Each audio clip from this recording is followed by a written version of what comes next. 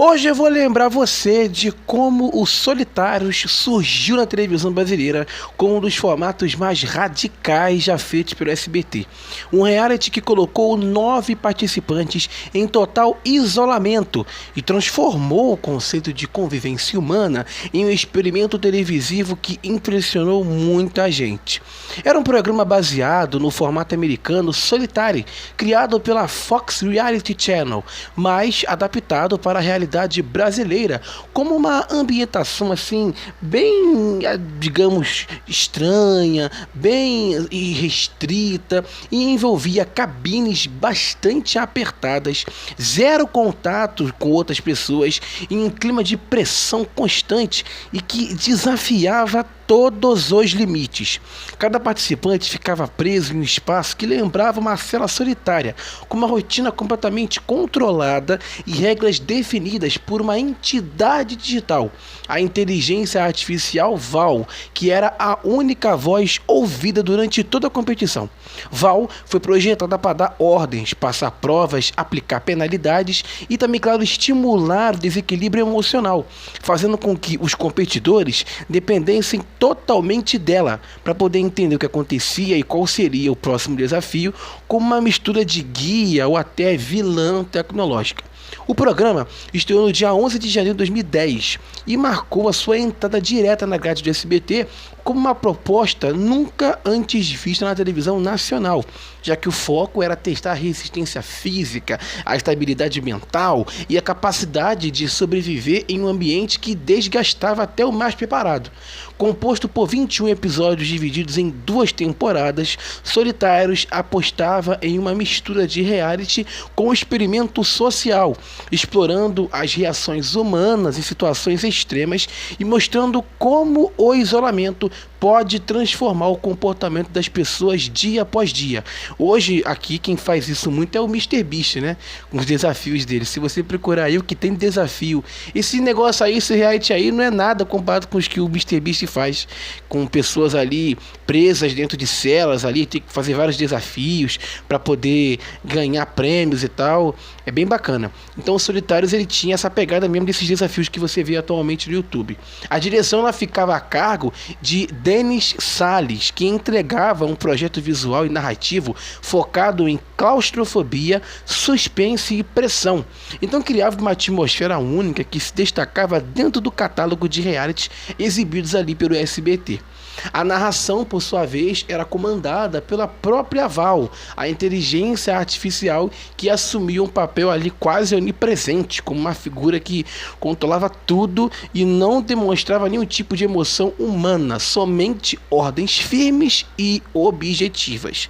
Um dos elementos marcantes de Solitários era o tema de encerramento, Bittersweet, que criava ali toda uma atmosfera dramática e dava a sensação de fechamento emocional após cada episódio, reforçando a seriedade do conceito. Com 2 temporadas exibidas entre 2010 e 2011, o programa manteve um padrão de intensidade alta em todas as provas, então fazia os participantes enfrentarem tarefas que exigiam concentração, força, resistência e muito controle emocional. A duração de cada episódio era de cerca de 1 hora e apresentava um pacote completo ali de testes, reflexões dos participantes e também, claro, momentos extremos que evidenciavam o quanto o isolamento afetava o desempenho de cada um. O ser humano, ele consegue muito bem se lidar assim em qualquer tipo de ambiente, seja com pessoas, seja sozinho, mas chega um ponto que a pessoa começa a delirar, porque ela está num ambiente, ela está num local que não é ali, sabe, o habitat natural dela. Então ela começa a surtar, ela começa, como era cada participante ali no seu momento, então eram registros, né, de todos os momentos do dia. Então conseguiam ali fazer uma narrativa bem bacana, não sei como é que era feita a edição, mas conseguiam fazer uma narrativa bem interessante para poder mostrar todos os momentos, os picos do ser humano, desde a alegria, desde se tivesse, por exemplo, em grupo, o quanto um pode se corroer, o quanto um pode se vender para conseguir algo, mentir. Então esses realities, eles são muito bacanas, esses tipos de desafios que mostram, né, como que o ser humano consegue lidar ali sozinho ou acompanhado dentro de uma cápsula ou até dentro preso ali durante dias ou até eventualmente meses, né? Porque o MrBeast, por exemplo, ele faz desafios que duram meses. Se a pessoa ficar 5 meses ali dentro presa, ela ganha 50 mil, 100 mil. E aí, conforme ela vai ficando mais tempo ali, ela vai emagrecendo, vai mudando a feição, ela entra de um jeito e sai de outro. São desafios ali bem pesados, mas que a pessoa sai dali milionária ou até miliardária. A dinâmica do programa sempre girava em torno de um fator principal. Apenas quem conseguisse superar o próprio limite sem pedir para sair teria a chance aí de chegar à fase final e disputar o prêmio, o que transformava cada decisão em uma questão de sobrevivência. O ponto mais forte do formato era a ausência completa de interação humana entre os competidores, algo que gera uma queda totalmente emocional natural, pois não existiam conversas, não tinham alianças, não tinham intrigas, não tinham votações, apenas a relação entre o participante e a inteligência artificial. Nesses realities que a gente vê hoje em dia, a pessoa até chega a ir lá conversar com o cara, né? Tem produtores que vão lá, tudo, mas não tinha nesses solitários, era solitário mesmo, era como se você tivesse perdido numa ilha, então não tinha apoio de outras pessoas, então todo mundo precisava manter a calma sozinho. Então tinha que lidar com a frustração sozinho, tinha que enfrentar a dor sozinho, tinha que reagir à pressão sozinho. E isso era o que tornava os solitários um formato completamente diferente. O programa também garantia momentos de tensão quando os participantes recebiam penalidades pelo desempenho deles ali insuficiente, já que qualquer erro podia aumentar o desgaste físico ou até mesmo aumentar o tempo em que uma atividade era feita. Então passava a ser bem desconfortável. Além das provas tradicionais, havia desafios que exigiam decoração, memorização e velocidade. Então demonstrava que o programa explorava o corpo e a mente de maneira igualmente intensa. Um assim dos momentos mais icônicos foi a prova de seleção inicial para poder definir o último participante da primeira temporada, em que ali os competidores, né, precisavam transportar 100 tijolos e em seguida memorizar uma frase longa e complexa que aparecia rápido na tela. A frase servia como um teste de atenção e resistência, que era meio cognitiva, pois obrigava, porque qualquer erro obrigava a pessoa a refazer o processo extenuantemente. Então tinha que pegar o tijolo, mover de novo. Então deixava o desafio extremamente punitivo e ao mesmo tempo muito competitivo, porque se a pessoa não conseguisse ler a mensagem, ela tinha que devolver o tijolo e repetir tudo de novo. Então na primeira temporada o vencedor foi o Tom, com Cadu ficando em segundo lugar numa disputa que envolveu participantes como Ana Paula, Ramon, Amanda, Letícia, Nina, Gabriel, Thalita e Luiz Fernando. Já na segunda temporada, chamada Solitários 2.0, o vencedor foi o André, que disputou o título contra Hélio, enquanto nomes como Michel, Fabiola, Lucas, Cris, Tatiana, Stephanie, Luana e Eduardo foram sendo eliminados ao longo aí do programa. A produção geral ficava sob responsabilidade de Bob Boden, um produtor executivo com experiência em formatação de reality que priorizavam ali a pressão psicológica como a estrutura dramática. O SBT transmitiu o programa em um período muito importante da sua programação entre 2010 e 2011, o que garantiu 2 anos de experiência televisiva que quebrou padrões e gerou muita discussão entre os telespectadores. A recepção crítica foi mista, com muita gente considerando o formato genial e outros vendo o programa como uma experiência muito extrema demais, mas ora elogiada por ser criativa e também, claro, diferenciada na televisão brasileira. Um dos fatos assim mais comentados foi a restrição de higiene em algumas provas, que inclusive renderam notícias dizendo que em certos momentos os participantes não podiam tomar banho, aumentando o nível de desconforto e também, claro, desgaste.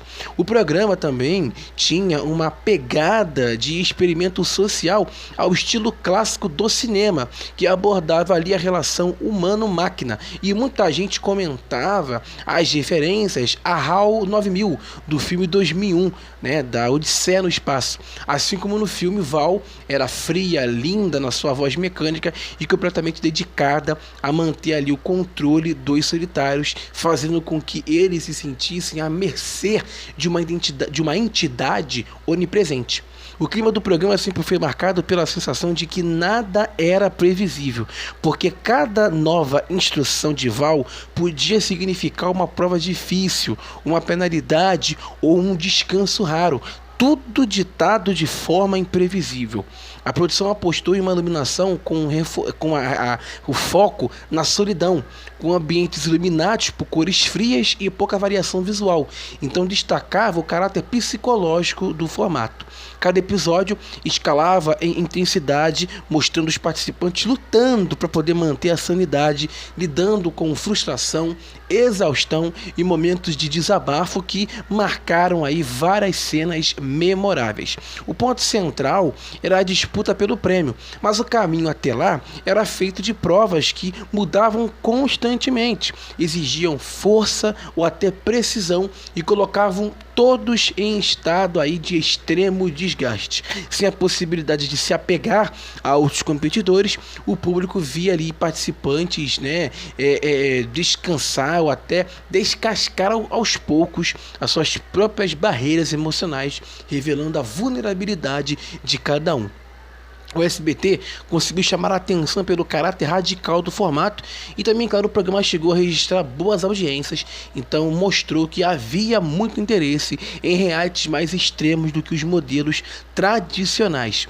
O programa teve uma audiência muito interessante para os padrões da época, conseguiu chamar a atenção da crítica e até hoje ele é marcado aí por um formato assim bem extremo, mas que marcou época. Na estreia, ele teve uma audiência que surpreendeu até o próprio SBT. Ele marcou 8 pontos, então indicou uma reação bem rápida do público diante de um formato que fugia completamente ali dos padrões da emissora. Normalmente, o canal, nas noites em que não tinha esse reality, tinha uma audiência muito baixa. Então, com o espaço tomado por um programa assim mais agressivo, mais radical, ele chegou a atingir ali picos de 11 pontos, número que mostrava como a curiosidade inicial era muito decisiva para o primeiro resultado e revelou que o público ficou impactado pelo clima de sofrimento, isolamento e provas extremas que isso destacavam, em relação ao restante aí da televisão aberta. A primeira temporada fechou com 7 pontos, um desempenho considerado razoável para o horário, ainda que não era suficiente para poder ameaçar as principais concorrentes que mantinham ali uma estabilidade maior em suas programações. Mas o resultado geral mostrou claramente que o foco do programa não era o volume de audiência, mas sim o impacto, porque ele causou discussão, curiosidade, mesmo sem atingir ali números altos como outros realities tradicionais. A segunda temporada também, infelizmente, assim, no entanto, registrou uma queda consistente, fechando com 6 pontos, mas mostrou que a fórmula, infelizmente, não conseguiu manter o mesmo interesse do começo e foi perdendo força ao longo do tempo, mas não deixa de ser aí um reality marcante e que sem dúvida alguma chamou a atenção pelo seu formato ali bem radical e até de certa forma limitado, com a pessoa sem poder conversar com um humano, só tendo ali uma inteligência artificial para ela poder se comunicar. E aí, gostou do vídeo? Gostou de relembrar essa história? Sabia que o SBT já tinha feito esse tipo de reality, ou um reality com esse nome? Já passou pela sua cabeça? Será que daria certo o SBT fazer um tipo de reality nesse formato atualmente? Comente aqui embaixo, deixa a sua opinião, que ela é muito importante aí para o nosso canal, para a gente poder crescer ainda mais. A opinião do povo, porque a voz do povo é a voz de Deus. Nós estamos no Instagram, @BastidoresDMOFC, e também no X, que é o antigo Twitter, @BastidoresDM. Fiquem todos com Deus e, claro, até a próxima.